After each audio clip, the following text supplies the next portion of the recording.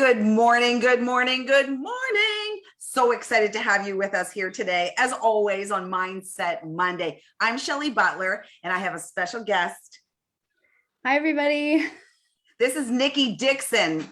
This is my daughter, and I'm so excited, Niki, to have you here with us today. So Eve got stuck in Chicago during the flights and stuff that was going on. So he's arriving today. He's fine. Everything's cool. But I didn't have a special guest today. And Eve's not a special guest. Of course, he's a co-host. But I didn't want to just be talking to you here without having any great substance. And as Niki and I were talking last night, because we do Sunday dinners, we were talking about back to school. And I thought, wow, what a great thing to be discussing, especially so many people are in so much turmoil, right? About back to school. Are we wearing masks? Are we not going to wear a mask? Should I send my kid with a mask? What's this going to be like?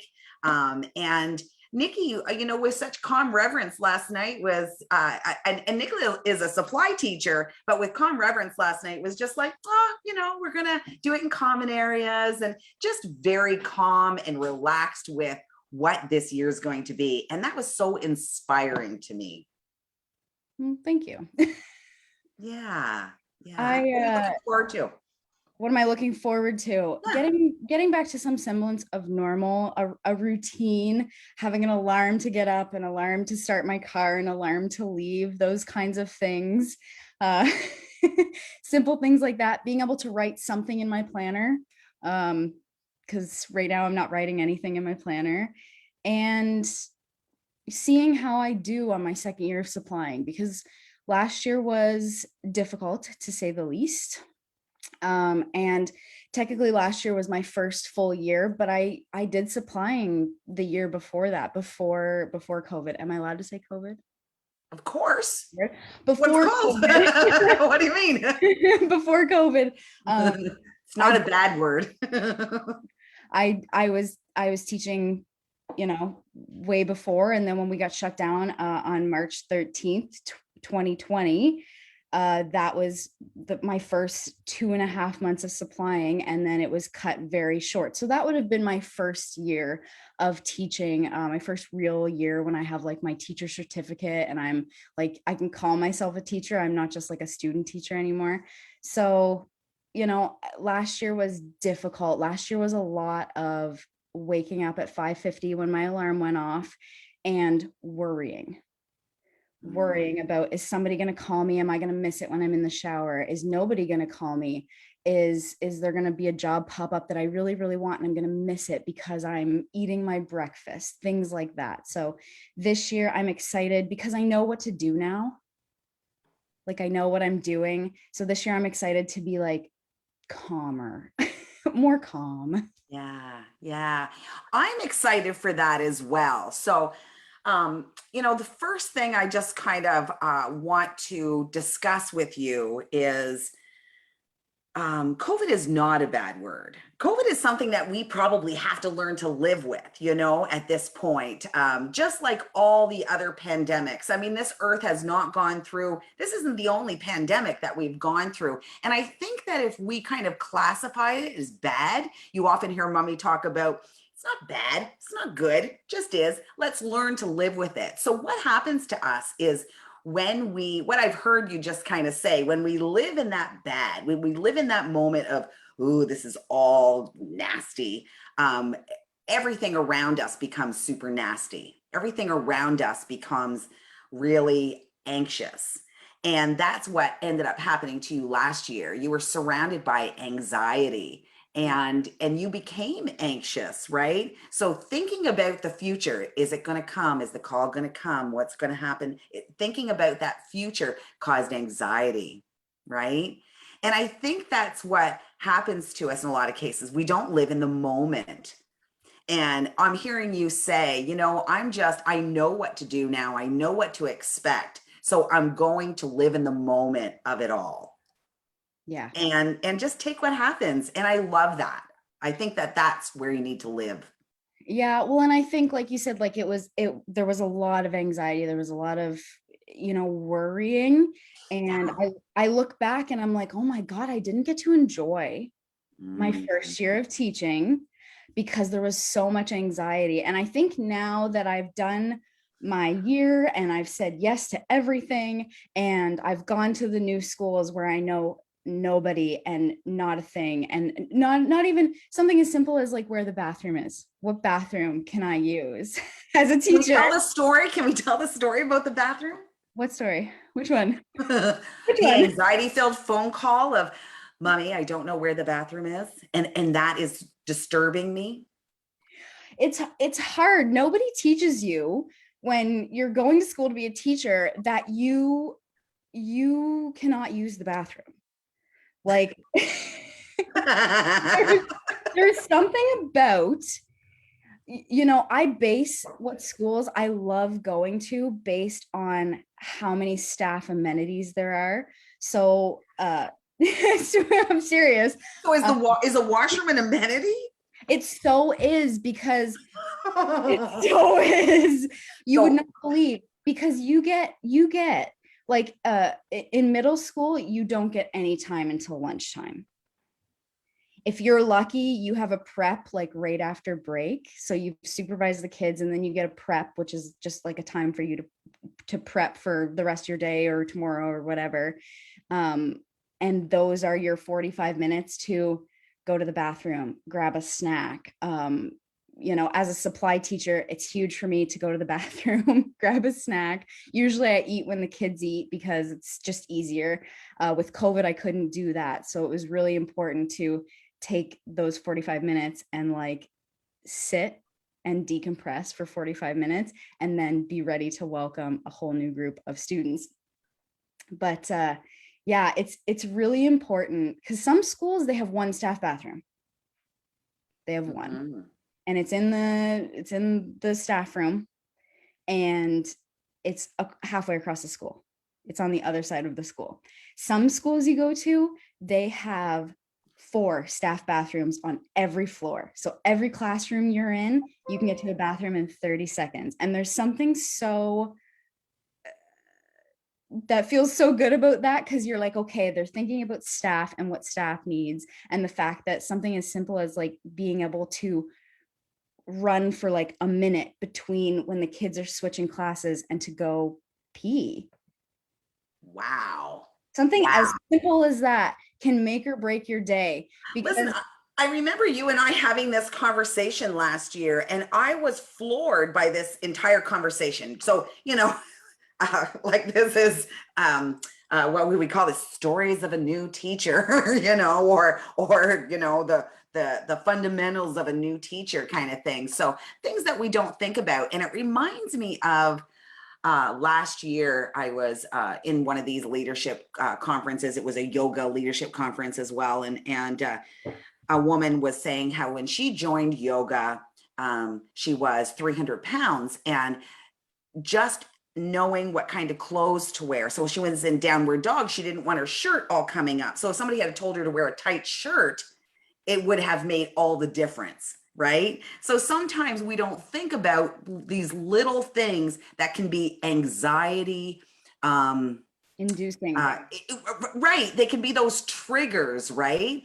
And of course, it's up to us. We're not asking others to fix us, but it's up to us to actually bring that information out, make ourselves vulnerable, and make ourselves known. Now, the one thing that excited me when you started talking about that story was this year I know a little bit more. I'm less anxious, but I'm coming as a yes. I'm coming in as a yes. Where'd you hear that? You. Oh, good. You. Yeah. Yeah. I learn all of my good qualities are from you. Like I learn all of my positivity, all of those things. Like you were talking about like getting up and doing the thing, and I didn't get for my run this morning because it's pouring rain, and that's just not for me. That's a no for me. But I went down and I hopped on the elliptical for 10 minutes and I got my heart rate up, and then I was like, well, what do I want to do today? Like the possibilities are endless. I can really move my body in whichever way I want. And I decided it's my first day back. I don't think I've worked out since July, what are we today? We're August 30th. I don't think I've worked out since July 29th. That was my last entry in my book, in my workout book. Yeah. So I really didn't want to limit myself. I didn't want to say, well, you can't go for a run because it's raining. So why am I going to do anything? So I went down and I did my yoga with Adriene, 20 minutes to shift perspective. And I love it. It's a quick 20 minutes. It gets your heart rate up. I had sweat pouring off of me. I went down with my long pants because I'm a little cold this morning, and I realized that that was a mistake. I should have worn the shorts. You know what I mean? Mm-hmm. But it really was. And I'm seeing a lot of my friends have contracts, either because they were in the right place, right time, or they do have their French certificate. So French teachers are really, really needed right now. Well, supply teachers are really needed right now. We're really, really low on supply teachers. But a lot of them were saying, like, happy first day to us teachers. And I'm like, I'm really happy for you, but I'm also really excited that I got to get up at a leisurely pace this morning and say Yes. goodbye to my husband and go down and get my workout in. And there was no time. Well, there was a time constraint. I just thought we were going live at 10:30 and not 9:30. So mistakes were made, but yeah, like I am really trying to go at it with a yes, because when you go at it already thinking that it's going to be bad, it turns out bad. So like, why would we do that to ourselves? It does. It Right? does.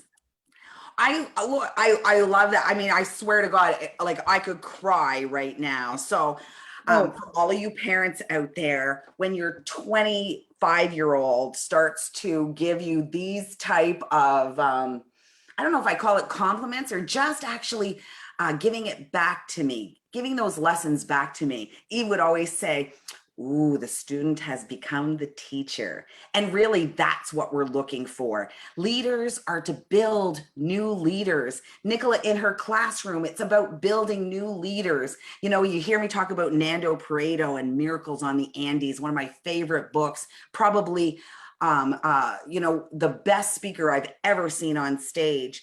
And when they crashed, all of those rugby players crashed in the Andes. I mean, they got themselves out of there. But during those months I mean, it was living and dying there, right? But honestly, that's one thing he always said is a new leader emerges. If we keep that to ourselves, right? If we keep the information to ourselves to keep ourselves all powerful, then you cannot truly build the society that we're trying to build. We're trying to build a society of love, a community with a growth mindset. So I absolutely love the fact that, yes, I have planned. That was my plan to get up and go for a run, but it didn't happen because it was raining. So I chose again. And that's our freedom as humans, right? We get to choose again. And do we choose for ourselves? Sometimes we don't make the right choices. We don't. But the freedom of being a human being is we get to choose again, right? So I remember last year when you were coming to me and you were pretty down about the lack of teaching. So you taught full time. You were a supply teacher, but you were on all the time. But you talked to me about the lack of ability for students to learn because they were so anxiety ridden with the COVID. Yeah, there's studies and studies. There's so many things. They do workshops on this for teachers all the time. I was fortunate enough before my student teaching internship to be able to take part in a trauma-informed teaching practice, a little session for teachers. It was like 30 minutes.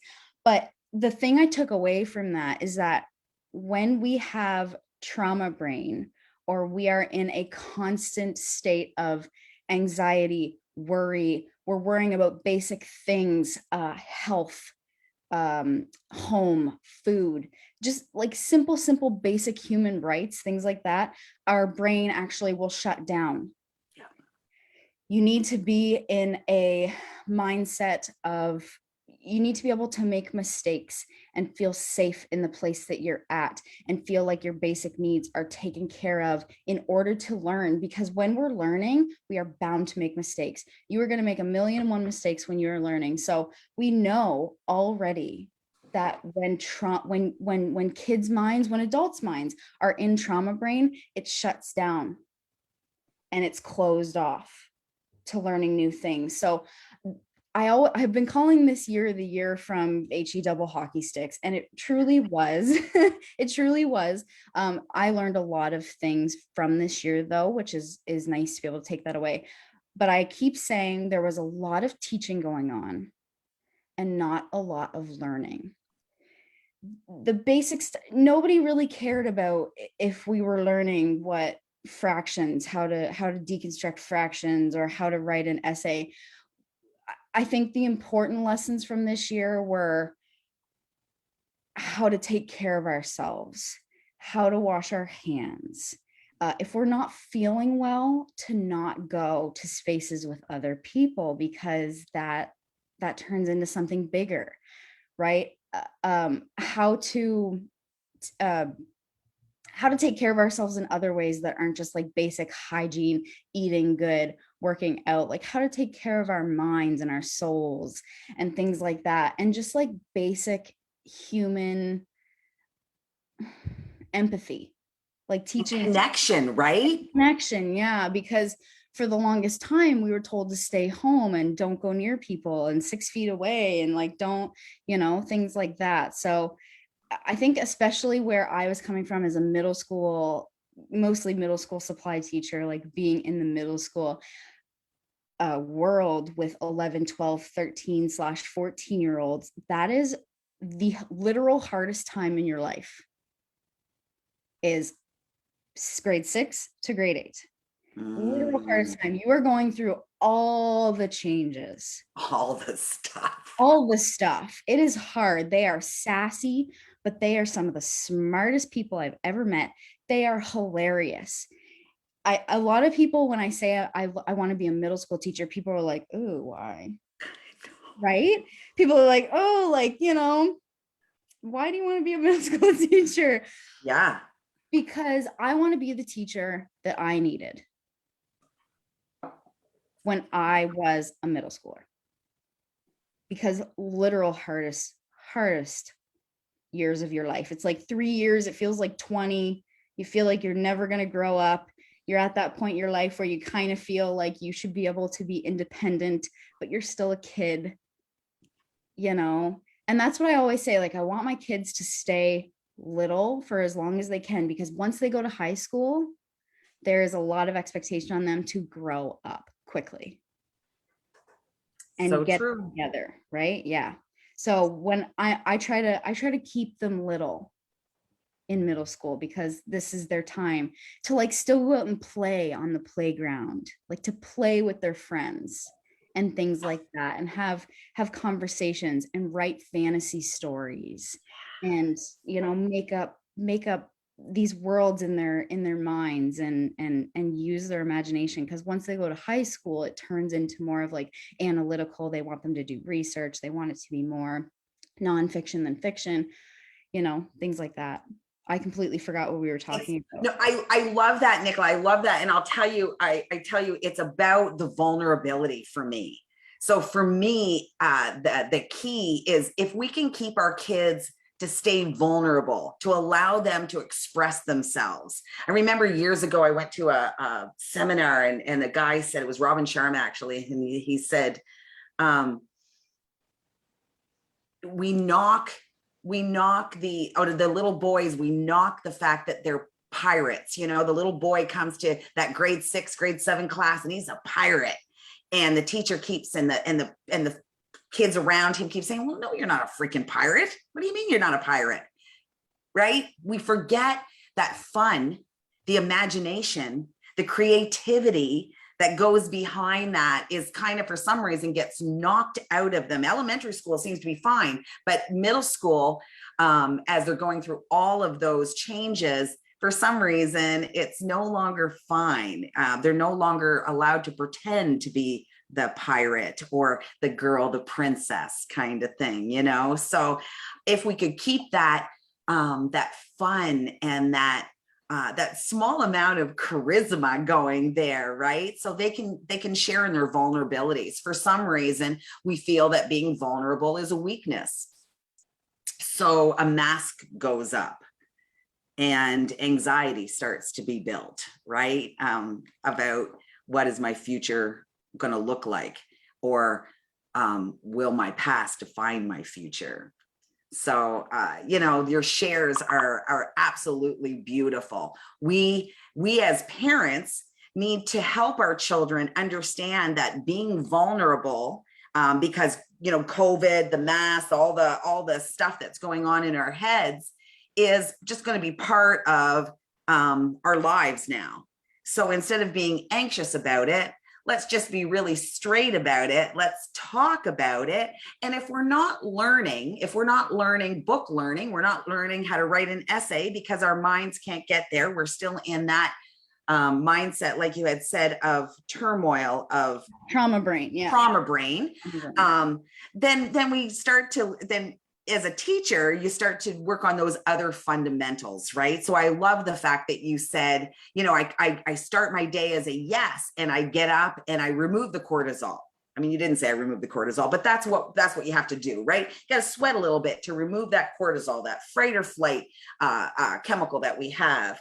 That sits right on top of our kidneys, actually. So if you can sweat a little bit, you can release that, instead of just having a cup of coffee and having it come back and feeling that all day. So if we can teach our kids those fundamentals of routines, of self-care, of ensuring that, your heart and your soul and your mind is just as fulfilled, all of them together is important. It's not just about the learning, is it? No. Or just about the brain learning, I guess, Like, obviously I am a teacher, so I think the learning is still, like, the book learning is still important. Like, I will never knock the book learning. Like, we need to book learn, you know what I mean? But I think I want to go back to what you were saying about vulnerability and letting the kids be who they are, because I experienced, like, this was my first full year, right, where I got to be with my kids for a full year. And, people always ask me, like, where I'm teaching, and I'm a supply teacher, so I just say everywhere. But I figured out that I really am at Riverview Middle like 92% of the time. So I got to see these kids through the year, like the whole year, right? And I got to know these kids. And I was mostly with the grade 8s. I'm tight with a few teachers there, so they do call me quite a bit. And that's really, really nice, because when you're going in and you know the staff and you know the school and you know the kids, it is so much easier. And I'm fortunate that the teachers trust me enough to actually leave me a lesson that I can teach with. Like, I'm actually doing some teaching. I'm not just going in as kind of a babysitter. I'm always a facilitator, but I love getting up and, like, doing things with the kids. So, like, here's the concept, now let's do it, and walking around and having them call me. My favorite classroom is when I have 5 Miss Butlers or 5 Mrs. Dixons ringing out at once, because it means I'm constantly going and the kids are asking good questions and they're doing and they're having fun. But I think I always try to present a front of vulnerability, and I always try to lead with love, as you do. But a huge thing for me that has always been, like, solely my thing, that I think maybe I have imparted to you, is my mutual respect thing, right? And I tell my kids straight up front that I'm going to come in and I'm going to give you respect 100%, no questions asked. You get all of my respect you don't have to earn it. There is no earning, right? There is no earning of respect. But once you lose it, that's when the work needs to be put back in. And I tell them straight up, I'm like, I don't care if you're 12 or 32 or 64, like, I'm going to give you respect. And that is always how you should lead. Like, I try to impart that on my 13-year-olds. But this year I had just really good experiences. I got to be the gym teacher for the last 8 weeks, which was interesting to say the least. but I enjoy that. And mom's laughing because I was actually replacing my middle school teacher that taught me physical education in middle school. And when I was in middle school, I did everything that I possibly could to get out of gym class. I got more calls from that gym teacher. I swear to God. So when she called me to say, Mom, you're never going to believe I'm going to supply, I think it was the last 8 weeks, wasn't it? Or last 6 weeks. I was like, you're going to be a gym teacher. But you know what? The look on your face, that told me everything. When you came for Sunday dinners, when you were doing that, is really when I knew you probably were going to be a teacher. You know, I wasn't 100% sure all year. You weren't, it wasn't, you weren't embraced by it. You weren't feeling what you thought it was. And I knew it was a COVID year. So I knew that it was going to be so much different than anything else. And teachers weren't going to be able to even give you like a comparison, right? Or say to you, hang in there, you know, that type of thing. But the one thing I had said to you even then was, you know, you have your education, you can choose again. Right. So I am so excited that you're sticking to it.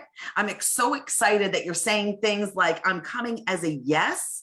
You know, this to me is leadership. This to me is showing your tenacity and giving yourself the ability to really see it from all different kinds of angles, right? It's not about just going in and giving up. It's about going and trying again. And wow, Nicola, I am so excited for this year for you and the students. I think that it's going to be a whole different ball game this year. I think that there's going to be so much more knowing. Do you have any a few words for maybe some parents out there that are sending their children back to school right now, just before we end? For parents, I would love parents to know that the fears that they're feeling and the fears that their kids are feeling, teachers also feel those fears. Like, we are not immune to the fears just because we've done it already. We still know. We know that it's going to be hard. I don't want any parents to think that their kids are behind, right? I think that's a huge thing for a lot of parents is, well, my kid is behind. My child is behind. They lost however many months, and this year or this past year wasn't like a great, you know, it wasn't like a fully rounded year. So a lot of kids went to the next grade still missing some things. And I just want them to know that there is no catching up that needs to be done. There is no, we're not catching up. We are readjusting. We are doing it a different way. One beautiful thing about the curriculum is that it allows teachers, it is open enough that it allows teachers to do their own way. There is no hard and fast rules. It is, this is what the kids should be able to do it in your way. So it's really nice that teachers can do that. There is no set in stone. So your child does not need to catch up. Your child is not behind. And I think I really would love parents to know that, like, teachers love their kids just as much as they love them. Like, we're with them for eight hours a day, 7 hours a day, whatever it is. We see them every day, you know what I mean? So we care about them just as much as you do. They're coming into our space. It's not my classroom, it's our classroom. They own the classroom too, you know. Beautiful. Oh my gosh, you couldn't have said anything better than that. Your children are not behind, and we love them. We love them like you love them. Oh my gosh, what a beautiful, beautiful sentiment to end this on. So this is Mindset Monday. I am the proud parent. Oh my God, the proud mama of Niki Dixon. You were going to say Butler. Mrs. Butler, Mrs. Dixon. I know Nicola's married now, so she doesn't have my last name anymore. But oh my gosh, I am without a doubt the most proud mama that ever could be today. So I can't even find my words. I'm Shelley Butler. I'm Niki Dixon. And this is Mindset Monday. Can't wait to see you next Monday. Mwah. Mwah. Have an amazing day. I love you. And don't forget to get your workout in. Bye. Bye.